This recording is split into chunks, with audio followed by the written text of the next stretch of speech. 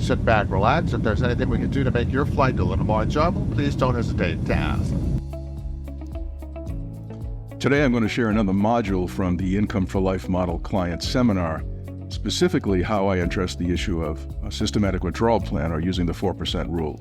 If you've read a number of articles I've written, I'm not a fan of the 4% rule or the systematic withdrawal with constrained investors. I think it's beyond a poor choice.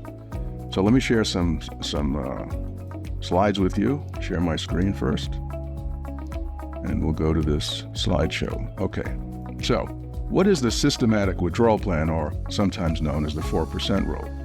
Well, it's a simple rule. It says simply withdraw 4% of the previous year's ending balance and you'll have sustainable income.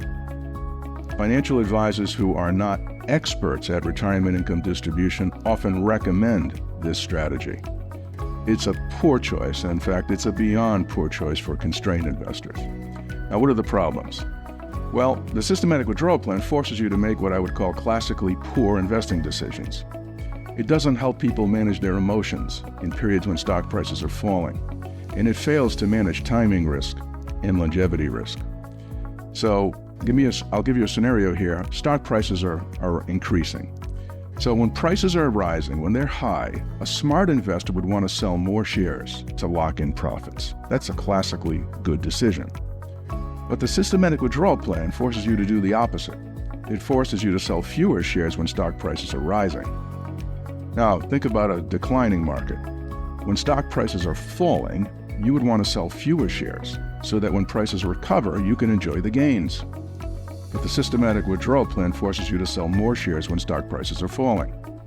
So let's look at an example that explains what the problem is. Imagine we have Jim here is retiring on January 1st. He needs $1,000 a month from his portfolio. He's a constrained investor, so he for sure needs protection against timing risk and longevity risk. And he's going to use the systematic withdrawal plan to create his retirement income. Now, he has a diversified portfolio in this example, but I want to focus down in a way to make this as simple as possible to understand. Let's just look at the stocks part of his portfolio. And to make it even simpler, let's say that he has one position in that portfolio of stocks, 1,000 shares of ABC company, which at the present time is selling for $10 per share. Okay, so it's now January, and he needs $1,000 a month. At $10 per share, how many shares must Jim sell to get $1,000? Well, he's got to sell, obviously, 100 shares. 100 times 10 is 1,000. And that's fine. Now we get into the end of the month, and he's got 900 shares left. And something happens. ABC company stock price declines to $8. So now we get into February. And similarly, he needs the same $1,000. But at $8 a share, how many shares must Jim sell now to realize his $1,000 goal? Well, now he's got to sell 125 shares, obviously.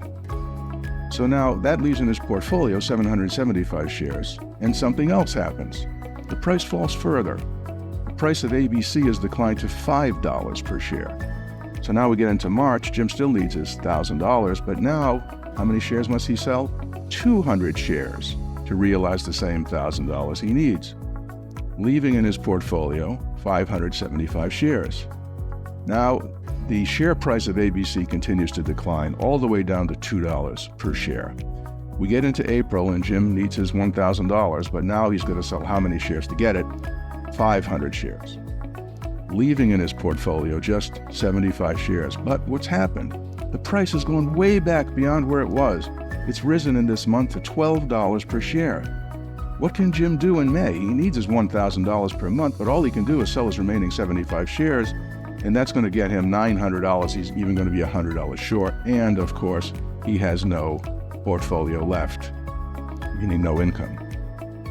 So, for most people, the constrained investor client, this is really a bad proposition.